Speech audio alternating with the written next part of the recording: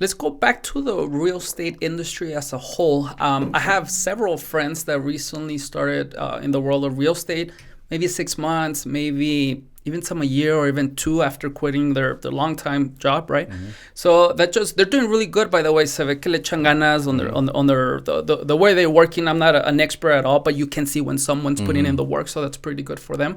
Now, my question to you is, why the real estate industry so appealing to people? It's sexy now, man. It's TV got involved, and it's a sexy thing. You got these flipping channels, HGTV, Bravo, Million Dollar Listing, and it just became a sexy thing, and it became a glam thing. And you got selling, was it Selling Sunset, or I don't know, the LA one. So, but it's not like that though, man. It's not, man. I flipped a home in LA, and the contractor that flipped we used was he was one of the contractors on Flip or Flop, right? And he would tell me TV is not the way the show really plays out. Like they would have like a small spot of, let's say, mold in the wall, and it's something that he could easily just go ahead and do this, do that to it, and then the problem would be gone. But the TV would be like, no, no, no, no, let's wait till this and create the da da da moment, right? And so real estate doesn't operate that way. And also, like like in the real estate world where they force the agents on TV to see each other, to negotiate and go back and forth and fight like girls, fight like back and forth and have drama, that really doesn't happen in the real estate world. You're doing everything through texting or phone calls, right? So it's a facade. It's not real. The numbers when you're seeing them on the flipping channels, like, wow, they made $100,000 profit. Well, the numbers that you're seeing, for the people that don't know, they're gross numbers. They're not net numbers. They're not going through the true numbers of all the closing costs. They're only doing some of the closing costs. They're not doing everything. They're not doing, like, if it's a private lending or this or that. And so the true numbers would be substantially smaller. Okay, so it's cool, but it's not as glamorous as you think. Okay, so that's why, and I think social media has made it even more glamorous. We have to do that. So that's why I think it's a cool thing. I still love my field though, man. I love it. But But that's what. I mean, you agree with me that a lot of people are just appealing the commission, unlimited commission, I guess, Mm-hmm. and also looking at a local level. What I think, and I might be wrong, is that a lot of real estate agents, they put their cars always dressed up Mm-hmm. nicely, like, and of course maybe some people can think that, oh, I want that lifestyle, I want that. We don't know the backstory, or if they're doing it just because it's social Yeah. media, Yeah. and maybe that's kind of like when maybe they're thinking about what they should do next with their careers, with their lives. Maybe that's why it's appealing as well. Yeah, it's our field can be extremely lucrative, and you are the creator of your own cap, of your own ceiling, right? Like if I literally want to say I want to close X amount of deals, I'm going to be able to do that, right? But the reason why I love real estate is not necessarily because of commissions or me even being a broker and collecting a percentage off of my agent's commissions. Is more the retirement plan through passive income and owning property or owning real estate assets. So my advice to any person, younger person, or any person who's already an agent in El Paso or across the country is, like, we need to practice what we preach. If we are the gatekeepers, or the ones who are promoting home ownership, right, and promoting people to invest and doing all that, we need to be leading at the forefront. As leaders in the industry, like, if someone tells me this is a great investment, a realtor, as a buyer, I want to know, why is that a good investment? Just because it's a duplex, it's a good investment? No, that's stupid. Just because a duplex or a triplex has tenants, that makes it a good investment? That's even more stupid. Tell me why. Is there a good capitalization rate? Is there a cash on cash return? Is the cash flow good? That's when you're speaking now the language of retirement, right?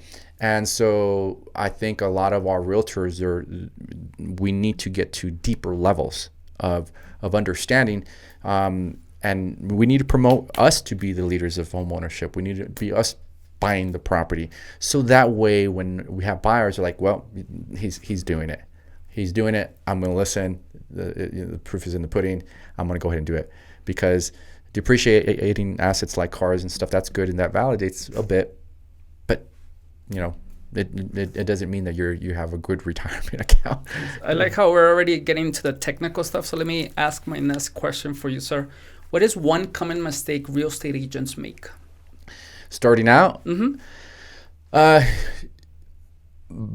Not saving money, man. Let's say you get Eli. Let's say you get 2 or 3 good deals, and you're not used to receiving that kind of commission. Let's say you're used to $10-15 an hour in your previous job, and then all of a sudden you become a realtor and you close 2 or 3 deals, and you hit $15,000.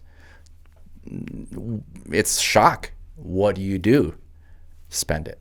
Yeah. Right? So they spend it instead of reinvesting back into their business plan, reinvesting back into their marketing, reinvesting back into putting money into their systems, into a database, a CRM, getting a team together, postcards, whatever it is to reinvest back into your company or your individual plan. I think that's the biggest thing. And I think the next mistake, if you will, is, I'm going to get technical here, is if for any agents who's listening out there, and I do this all the time with my agents, is there's 2 types of ways that you could get lost in real estate, and one of them is a good thing.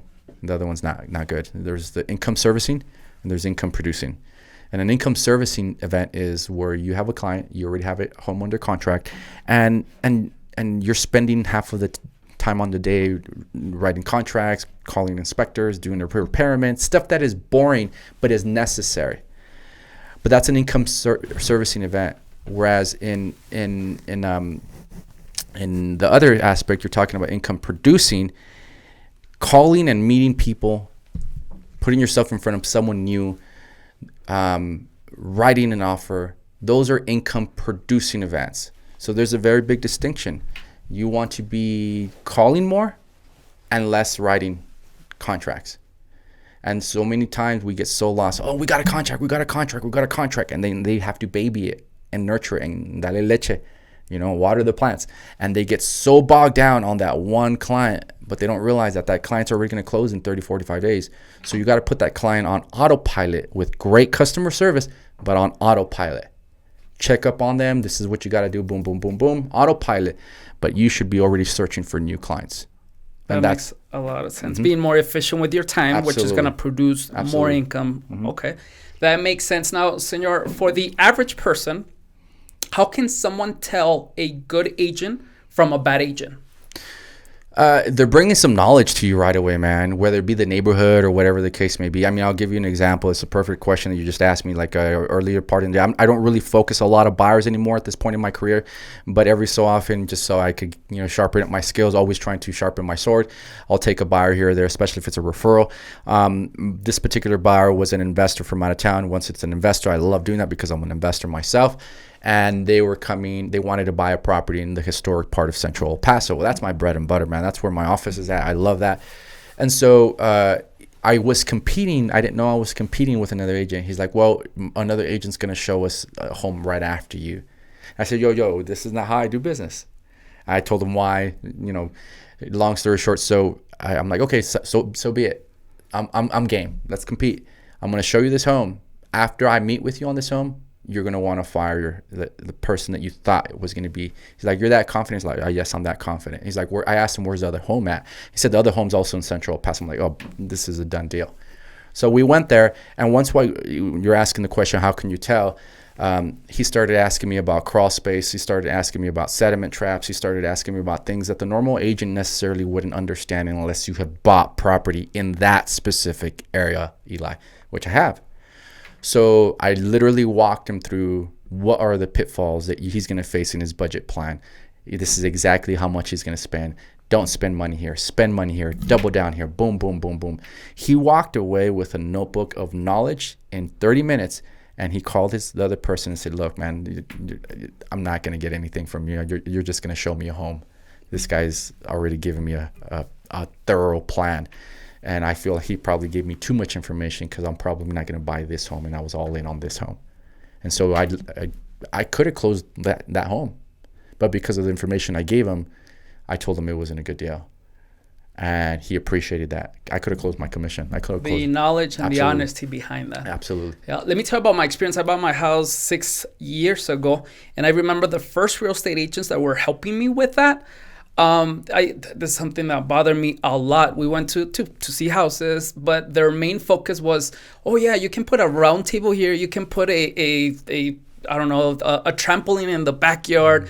And to be honest with you, I don't need no one tell me how I decorate my house. I need the facts on the taxes, on I don't know, foot traffic. I mean, there's so many other things that I was worried about. But the fact that you focused, it wasn't just one house, because I get it. Maybe, hey, by the way, you can do this. That's fine.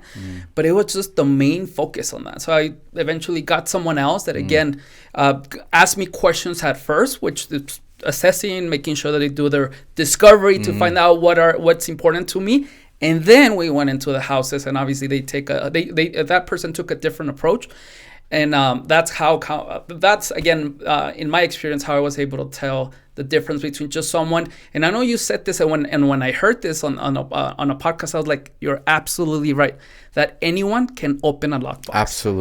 Absolutely, and anyone can open a house.